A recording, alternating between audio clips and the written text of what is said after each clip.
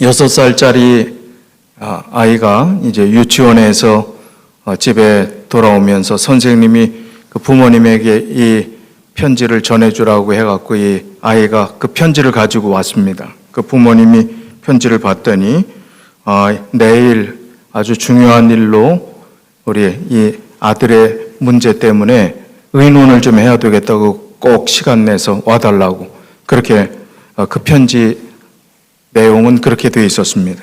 그 다음날 그 선생님을 이제 부모가 같이 가서 만났습니다. 그때 왜 우리를 불렀는지 저희는 도무지 알지 못하는데 우리 아들이 사고 친 게 있습니까? 잘못한 게 있습니까? 그랬더니 그 선생님이 그림 하나를 꺼냈습니다. 거기 안 넘어가는데 넘겨주세요. 네.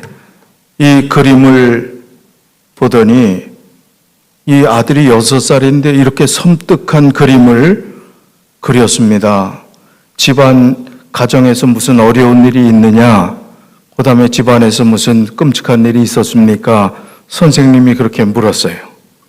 그랬더니 그 애기 엄마가 하는 얘기가 우리는 지난달에 바하마로 가서 스노클링 한 거밖에 없는데요. 자, 이거 목을 맨 것처럼 보이는 섬뜩한 그림처럼 보였는데 이 아이의 시각으로 보면 바하마에 가서 가족이 스노클링 한 거예요. 지금 이 입에다 물고 그 방울이 나오잖아요. 전혀 다른 그림이었는데 이 선생님은 어떻게 생각했어요? 자기의 주관과 생각으로 이것은 끔찍한 그림이라고 그렇게 판단을 했던 겁니다. 이 세상이 그렇습니다. 사이드 오피니언이 편견이 마치 원칙처럼 여겨지는 세상이 되었습니다. 가짜를 진짜처럼 믿어버리는 그런 세상이 되었습니다. 또 서로 옳다는 세상이 되었습니다. 자기가 맞다는 사람들이 있습니다. 아니 자기만이 맞다고 이야기하는 사람들이 있습니다. 자기와 뜻이 다른 사람을 배척할 뿐만 아니라 해를 끼치고 또 위협을 하는 그런 세상이 되었습니다. 세월이 좋아지고 또 많이 발전하면 문명화되면 더 평안한 세상이 올 줄 알았는데 먹고 사는 문제가 해결되니 더 한가해지고 더 쓸데없는 생각들이 많아져서 사람들이 정치적이 되어서 이 세상은 서로 좌파, 우파, 양극화된 세상 속에 살게 됐습니다. 이 세상에 평화가 올까요? 그 그림 보여주세요. 이게 AI로 만든 건데 지금 트럼프하고 조 바이든하고 이런 시절이 있었습니까? 이런 시절이 없었고 있을 수도 없는 얘기입니다. 정치적 일치, 서로 평화롭게 지낼 수 있는 그런 때는 단 한 번도 없었습니다. 조금 가까운 척 했을지는 모르지만 역사를 볼 때 민주당과 공화당이 하나가 돼서 정말 가슴을 열어놓고 이 나라를 위해서 최선을 다하고 하는 그런 적이 있었습니까? 그렇지 않습니다. 이 세상의 고통이 종식될까요? 고통이 끝나겠습니까? 예수 믿는데 왜 고통이 끝나지 않습니까? 다음, 이 세상이 이것도 AI로 만든 건데 이렇게 끔찍한 추위 속에서도 전쟁은 계속된다는 겁니다. 끝나지 않아요. 평화가 없다는 것입니다. 다음, 도스토예프스키라는 사람은 러시아의 톨스토이와 거의 쌍벽을 이루는 훌륭한 문학가입니다. 이 도스토예프스키야말로 가장 우울하고 고통된 그런 인생을 살았습니다. 이 도스토예프스키는 어린 시절에 아버지가 살해되었습니다. 그리고 고아처럼 지냈습니다. 청년기에는 혁명당에 가담한 이유로 인해서 체포되어 사형 선고를 받았습니다. 사형 집행 직전에 그의 문학적인 소질을 인정받아서 특별한 사면령이 내려서 특별히 이제 풀려나게 됩니다. 그렇지만 유배를 보냅니다. 시베리아라고 하는 아주 추운 그곳에 사람이 살기 힘든 그곳에 유배를 보냅니다. 그곳에서 결혼하여 자식을 낳았습니다만 추위와 배고픔 때문에 그 아들이 죽었어요. 얼마나 참 끔찍한 경험입니까? 추위와 배고픔 때문에 아들을 잃어야 되는, 어린 아들을 잃어야 되는 그런 참 고통스러운 나날이었습니다.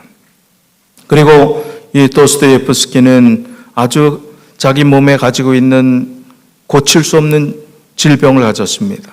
하늘이 내린 병이라고 그렇게 스스로 받아들이며 고통 가운데서 자책하고 자괴감을 가졌던 그 병은 간질병이었습니다.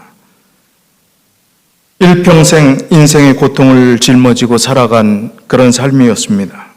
그런데 이 도스토옙스키가 쓴 책 죄와 벌, 그리고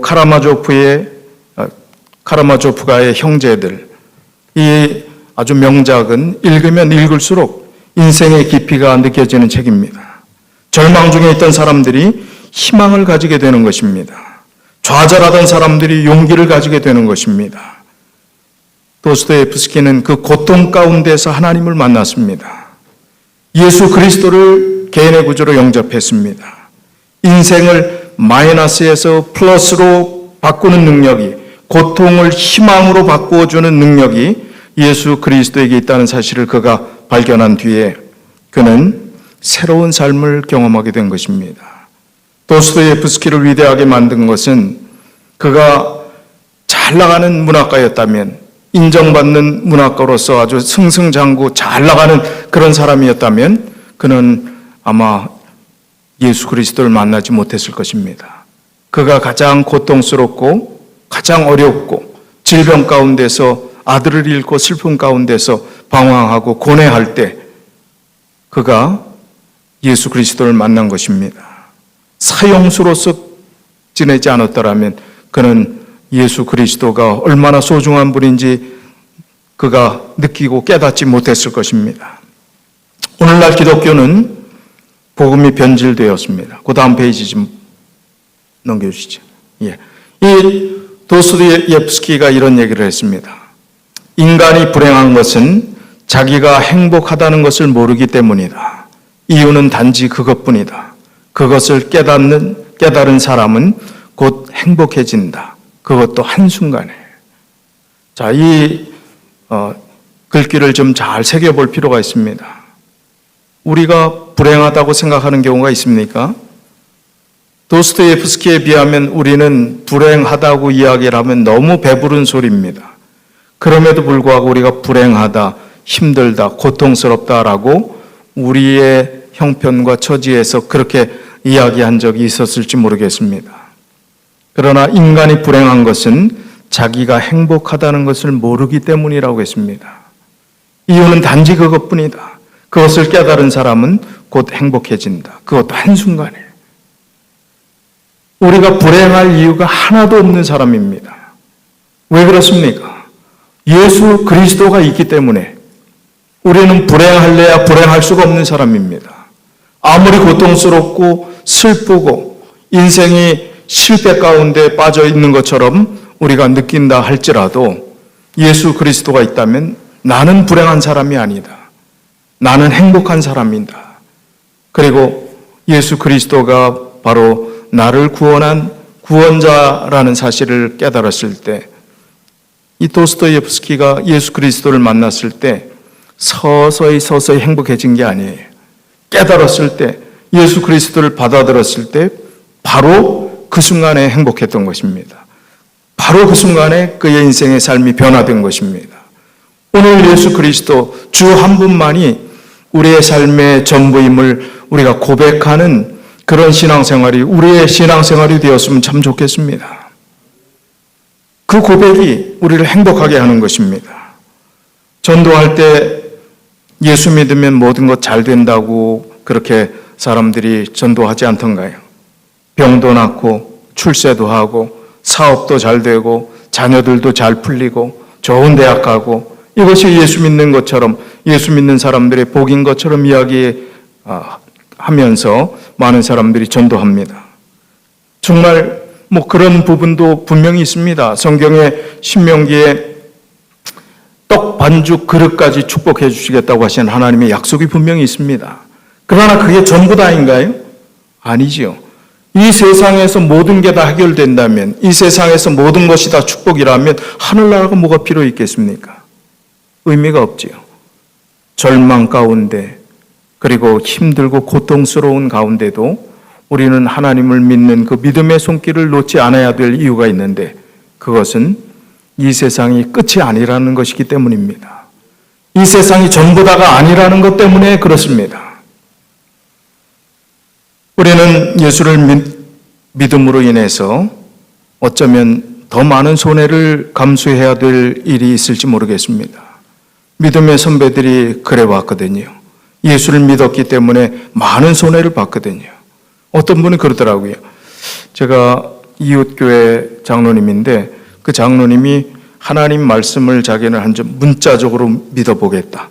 그리고 11조를 열심히 드리면 하나님이 그 창고에 하나님의 축복이 가득 넘치나 넘치지 않나 보라. 하나님을 시험해보라 하는 구절은 딱 한 구절 거기 있는데 나는 11조를 그렇게 한번 드려보겠는데 11조가 아니라 12조를 드리겠다는 거예요. 복을 얼마나 받으려고요? 더블로 받으려고. 12조를 드리겠다는 거예요. 20%를 드리겠다는 거예요. 그리고 그가 실행을 했어요. 어떻게 됐을까요? 복 받았을까요? 더블로 받았을까요? 그 점같이?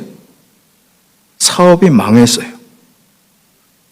국방 무슨 뭐 이런 관련된 업체, 한국하고 관련돼서 뭐 그런 군수물자 관련된 무역을 하는 분이었는데 망했어요. 12조를 냈는데 망했어요. 하나님 약속이 틀리지 않습니까? 예. 그렇게 하면 축복해 주신다고 했는데 왜 망했을까요? 목적이 잘못됐어요. 목적이. 하나님이 축복해 주시는 그 축복의 결과물에 관심이 있었던 겁니다.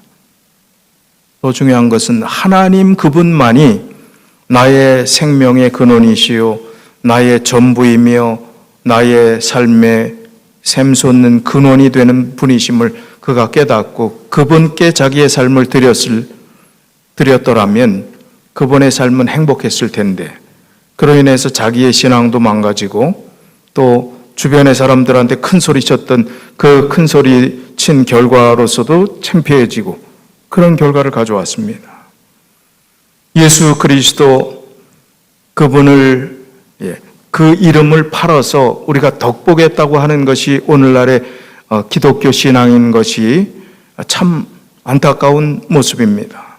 예수 믿으면 다 잘 돼야 됩니다. 어려운 일 있으면 안 됩니다. 그렇기 때문에 한국의 대형 교회들 삼중 축복을 이야기하고 그저 복 받는다고 이야기하는 새벽 기도가 미어 터지고 서로 그냥 앞자리 차지하려고 앞자리 오면 복 받는다고 목사가 그러니까 그런 교회의 성도들이 정말 은혜 가운데서 다 그 교회 나가는 분들은 다 복을 받았을까요? 그렇지 않습니다. 제가 목회하는 그런 교회에서도 그런 일이 있었지만 어떤 때는 정말 신실하고 그 교회에서 꼭 필요한 분들이 갑자기 중병에 걸리든지 교통사고로 돌아가시든지 안타까운 죽음을 여러분도 경험하십니까? 주변에서 보십니까? 그렇습니다. 그런 때 어떤 교인들은 아니 저 인간 안 접어가고 하나님은 왜 저 못되게 구는 저 인간 안 접어가고 왜 이렇게 신실한 이분은 데려가냐고 막 원망도 하고 그런 일들이 생각이 납니다. 예수 그리스도는 우리의 잘됨과 못됨과 상관없이 예수 그리스도는 우리의 구원자 되시는 그 사실은 변함이 없습니다. 영원히 우리와 함께 하실, 우리를 책임져 주실 분이 분명하십니다. 그렇기 때문에 우리의 잔꾀로, 우리의 인간적인 마음으로 신앙생활을 하려고 한다면 우리는 실망할 수밖에 없습니다. 왜냐하면 이 세상에서 해답을 얻으려고 하기 때문에 그렇습니다. 해답은 이 세상에 있는 것이 아닙니다. 하늘나라에 있는 것입니다. 영원한 결론은 하늘나라에서 예수님 재림하실 때 그분을 맞이하고 주님 안에서 살아가는 그 행복이 영원한 결론입니다. 그래서 이 세상 살아가는 과정에 아무리 어려움이 있다 할지라도, 풀리지 않는 문제가 있다 할지라도 우리는 낙심하지 않습니다. 아니, 인간이기 때문에 조금 염려할 수 있습니다. 그러나 그것이 마치 그냥 하늘이 꺼진 것처럼, 땅이 꺼진 것처럼 그 한숨을 내쉬면서 정말 무슨 큰일 난 것처럼 그렇게 살아가는 모습이 그리스도인의 모습이 아니라는 것입니다. 그리스도인은 바른 믿음, 바른 신앙, 예수 그리스도에 대해서 온전히 따르는 진정한 팬이 되어야 됩니다. 그 운동선수나 연예인들 따라다니는 그 팬들을 보셨습니까? 얼마나 열심인지. 정말 예수를 그렇게만 믿으면 얼마나 좋겠어요. 그 연예인 집 앞에 서서 밤새고 그 얼굴 한번 보려고. 편지 그거 수백 통 쓰고 무슨 학을 1000개씩 접어갖고, 그 행운의 상징이라고 그걸 종이로 접기해갖고 선물을 주고 그렇게 하는데, 우리가 예수님, 진정한 예수님이 우리의 스타하고, 우리의 구원자 되시는 분이시라면 우리는 그 팬들보다 더 열성적으로 예수님을 따르고 믿어야 되는 것 아니겠습니까? 저는 한국의 유명한 운동선수 중에서 영국의 잉글리시 프리미어 리그 그 사커팀, 거기에 유명한 선수가 있죠. 누구죠? 토트넘 하스퍼의 손흥민 선수입니다. 손흥민 선수가 꽤 오랜 기간 동안 아주 한국인으로서 아마 국위선양하는 것이 어떤 정치인보다 그 사람 한 사람이 대한민국을 더 이롭게 그리고 더 유명하게 알리는 계기가 되어서 정말 훌륭한 한국인인데, 이 손흥민 선수의 진정한 그를 따르는 팬인지 가짜인지 구별하는 방법이 있습니다. 찐 팬이라고 그래요. 찐 팬, 진짜 팬.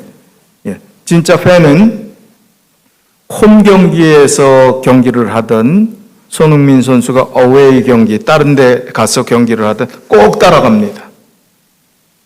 찐 팬은 그 경기에서 이기면 좋지만 저도 끝까지 응원합니다. 그 경기가 기울어져서 5대 0이 돼갖고 도저히 다시 뒤집을 가능성이 없다 할지라도 가짜 팬들은 5대 0 돼갖고 이제 끝나는 시간 한 10분 남으면 어떻게 해요? 다 보따리 싸지요? 주차 빨리 가려고 쭉 나갑니다. 그 화면에 보여주잖아요. 나가는, 경기도 안 끝났는데 포기하고 나간다. 가짜 팬들입니다. 진짜 팬은 끝까지 남아 있습니다. 그 경기가 비참하게 게임도 안 되게 5대 0으로 졌다 할지라도 실수한 선수를 비난하지 않습니다. 가짜 팬들은 선수를 비난합니다. 코치를 욕합니다. 심지어는 구단주까지 욕합니다. 그러나 진짜 팬은 끝까지 어떠한 일이 있어도 같이 있어주는 것입니다. 그리고 그 곁을 떠나지 않는 것입니다. 예수 그리스도의 찐 팬은 예수 믿고 어떤 어려운 일이 있어도 떠나지 않는 것입니다. 그 자리를 지킵니다. 왜냐하면 예수 그 한 분만이 우리 인생의 유일한 해답임을 우리가 알기 때문에 그렇습니다. 그래서 우리는 주 한 분만이 우리를 구원해 주실 유일한 분이심을 믿고 우리가 이 자리에 있는 것입니다. 예수 그분만이 인생의 해답이십니다. 좀 넘겨주십시오. 그냥 말씀하면서. 자, 여기 한국에 아주 젊은 목사님이 계신데, 그분이 저희 교단 목사님은 안 된대. 왜 이분이 유명해졌는가 하면 페이지 철치라는 웹사이트를 만들어 갖고 운영을 하는데, 페이지면 종이 페이지, 책 페이지를 얘기하는 거예요. 페이지 철치라고 해서 아주 감동적인 짧은 글들을 이렇게 소개를 합니다. 이 글이 유명해져서 자기 교회도 있지만 페이지 철치가 더 유명해요. 그 페이지 철치라는 그 내용 중에서 좋은 글이 있어서 소개를 해드립니다. 힘들어도 된다. 하나님 안에서 힘들면 된다. 다음이요. 힘들 때 가장 먼저 해야 하는 건 답을 찾는 것이 아니라 하나님을 찾는 것이다. 힘든 자리를 하나님 나라로 바꾸는 것이다. 그래서 힘듦으로만 끝나지 않고 복의 과정이 되게 해야 한다. 다음이요. 하나님은 내가 잃어버린 것에 신경 쓰지 않으시고 내가 어떤지 신경 쓰시는 분이라는 사실입니다. 하나님은 내가 잃어버린 것, 그 물건이나 그 외에 다른 것에 관심을 두는 분이 아니라는 거예요. 내가 어떤지 신경 쓰는 겁니다. 교통사고 났는데 첫 마디 전화가, 야, 그 차 얼마큼 망가졌어? 그 얘기를 먼저 자식에게 하는 부모라면 그 자식은 어떨까요? 말도 안 되는 얘기지요. 야, 너 괜찮아? 안 다쳤어? 당연히 그렇게 해야 되는 것 아닙니까? 근데 하나님을 믿을 때 우리는 그런 인격적인 관계가 아니라 잘 먹고 잘 사는 것, 성공하는 것, 하나님 믿으면 이렇게 저렇게, 그 딸려오는 그런 축복에 관심을 두고 믿는다면 그게 바른 신앙이겠습니까? 하나님은 우리에게 관심이 있어요. 우리의 액세서리로 곁에 달려있는 그것에 관심이 있는 게 아니라 우리 자신에게 온통 관심이 있다는 것입니다. 하나님이 그렇게 우리에게 관심을 두신다면 우리도 주 한 분만이 우리의 전부입니다. 그분 한 분이면 족합니다. 내가 굶더라도, 내가 혹시 어려움을 당한다 할지라도 주 한 분만이 내 인생의 전부이면 족합니다. 만족합니다. 그 신앙을 오늘 우리가 갖자는 말씀을 드리는 것입니다. 그 다음에요. 아까 말씀드린 선수가 이 손흥민 선수입니다. 저렇게 좋아하던 팬들도 진짜인지 가짜인지는 어떻게 한다고요? 경기에 졌을 때. 그 다음에요. 예수님을 인격적으로 우리가 만나지 않으면 우리에게 주어진 은밀한 시간은 죄 짓는 시간일 확률이 높습니다. 그러나 예수님을 인격적으로 만나면 나의 은밀한 시간은 주님과 만나는 가장 은혜로운 시간이 될 것입니다. 바로 기도하는 시간, 은밀하게 하나님과의 온전한 방해받지 않는 우리와 주님과의 온전한 그러한 소통이 이루어지는 그 시간이 우리가 주님만을 의지하고 주님만이 우리의 전부라고 믿는 사람들의 삶의 모습이 되어야 하는 것입니다. 예수님을 만나기 원하신다면 기도하십시오. 계속 기도하십시오. 만날 때까지 기도하십시오. 그 음성을 들을 때까지 기도하십시오.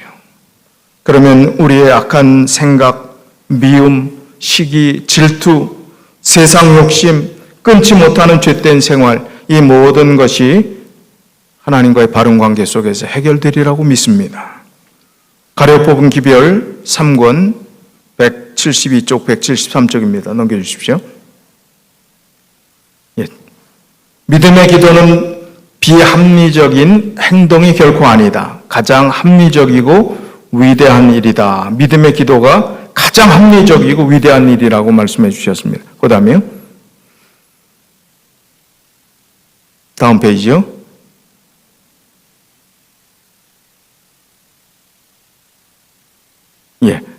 가려 뽑은 기별 3권 172, 173쪽입니다.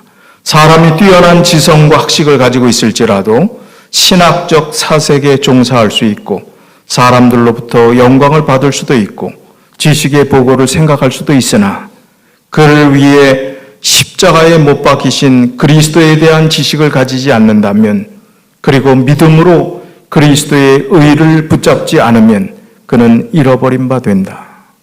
이 세상에 수많은 좋은 것, 장점들, 잘난 것, 그것도 다 좋은 일이지만 그러나 중요한 것은 그를 위해 십자가에 못 박히신 그리스도에 대한 지식을 가지지 않는다면 나를 위해 십자가에 돌아가신 예수 그리스도에 대한 지식을 가지고 있지 않다면 그리고 믿음으로 그리스도의 의를 붙잡지 않는다면 나는 잃어버린 바 된다 하는 말씀을 하고 있습니다. 우리가 믿음 안에서 산다는 것, 주 한 분만이 그분이면 모든 것 족합니다. 정말 다른 것 필요 없습니다. 그분만이 나의 인생의 전부가 되는 것으로 족합니다. 정말 진지하게 가슴에 손을 얹고 내가 그럴 수 있는가? 내가 지금 가지고 있는 것이 아무런 의미가 없이 예수 그리스도 한 분이라면 족한가? 다 지금 누리고 있는 것에 더해서 그 모든 것을 하나님이 나에게 축복해 주셨으니까 그렇게 하나님께 감사하고 그렇게 하는 것이지, 그런 게 하나도 없다고 가정했을 때, 그런 것이 없이 정말 나는 힘들고 고달픈 인생이라 할지라도 주 한 분만이 내 인생의 전부입니다, 그것으로 족합니다, 감사합니다 할 수 있느냐 하는 것입니다. 그렇게 하라는 거예요. 그렇지 않더라도, 그리 아니하실지라도 주 한 분만이 내 인생의 전부입니다라는 고백을 할 수 있는 신앙이 참된 신앙임을 오늘 말씀하고 있는 것입니다. 베드로후서 1장 10절, 11절 말씀입니다. 다음 넘겨주십시오. 형제들아, 더욱 힘써 너희 부르심과 택하심을 굳게 하라. 너희가 이것을 행한즉 언제든지 실족지 아니하리라. 더욱 힘써 너희 부르심과 택하심을 굳게 하라. 하나님께서 우리를 부르셨고 택해 주셨던 가장 중요한 이유가 무엇인가를 우리가 깨닫고 이제 더 든든한 믿음의 뿌리를 내리라는 것입니다. 너희가 이것을 행한즉 언제든지 실족지 아니하리라. 그리고 11절에 이렇게 말씀하십니다. 한 장 더 넘겨주십시오. 이같이 하면, 굳세게 하면 우리 주 곧 구주 예수 그리스도의 영원한 나라에 들어감을 넉넉히 너에게 주시리라. 주 한 분만이 우리 인생의 전부입니다를 고백하는 사람들에게는 하나님 나라에 들어감을 넉넉히 주시겠다, 그렇게 보증해 주셨습니다. 오늘 우리가 믿어온 세월이 또 어떠한 연유로 예수 그리스도를 알게 되었는지 모르지만 꽤 오랜 세월이 지났습니다. 여기 초신자분들은 안 계신 것 같아요. 그 수많은 세월 동안 하나님께서 나를 어떻게 인도하셨는가, 그리고 하나님께서 나에게 어떠한 마음을 주셨는가, 믿지 못하는 세상, 편견이 많은 세상, 가짜가 진짜처럼 그렇게 행세하는 세상, 그리고 자기만 옳다고 우기는 세상. 오늘날 지금 종교가, 기독교도요, 종교다원주의에 빠졌습니다. 너도 옳고 나도 옳고 다 옳다는 거예요. 나중에 이렇게 올라가다 보면 하나로 만난대요. 불교도 뭐 다른 이슬람도 뭐 이렇게 해서 나중에 하나로 다 만난다는 식으로 그렇게 종교다원주의의 세상이 되어버렸습니다. 그런 세상에서 진리를 이야기하고 하나님 말씀은 이렇다라고 이야기하는 사람이, 야, 넌 참 꽉 막힌 사람이다, 어떻게 너만 옳다고 하느냐, 이렇게 취급받는 시대 속에서 우리가 살고 있다는 거예요. 그러나 하나님의 진리는 두 개일 수가 없습니다. 하나님의 말씀은 타협할 대상이 될 수 없습니다. 하나님의 십계명은 변경될 수 없는 것입니다. 그렇기 때문에 종교다원주의 속에서 우리가 주 한 분만이, 주님께서 길이요 진리요 생명이라고 말씀하신 그 길을 따르는 그 유일한 그 가르침만이 우리가 영원히 살 수 있는 길임을, 그리고 우리가 끝까지 예수 그리스도를 만날 수 있는 길임을 우리가 분명히 믿고 이 자리까지 왔습니다. 그렇다면 우리가 실족지 않아야 되겠습니다. 실족한다는 거는요, 내가 일부러 넘어지고 싶어서 넘어지나요? 실족, 실수로 그렇게 된다는 거예요. 근데 우리의 생각과 달리 실수로 사단이 유혹하거나 시험했을 때 아무 생각 없이 넘어질 가능성도 있다는 것입니다.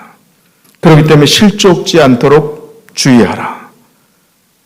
너희의 부르심과 택하심을 굳게 하라. 이와 같이 하면 실족지 않고 하나님 영원한 나라에 들어감을 넉넉히 너에게 주시겠다 약속해 주셨습니다. 이 편견이 많은 세상, 그리고 다원주의 속에서 오직 예수 그리스도 그분만이 우리의 진리가 되심을 확신하시고 길이요 진리요 생명이신 그분께 우리의 생애 전체를 구별하여 온전히 드림으로 주님께서 오시는 그날 착하고 충성된 종, 그리고 나의 뜻을 따르고 하나님의 뜻대로 행한 자들에게 자녀라고 알아보시는 그 주님을 만나는 우리 모든 믿음의 가족들이 다 되시길 바라면서 오늘 말씀을 줄이겠습니다.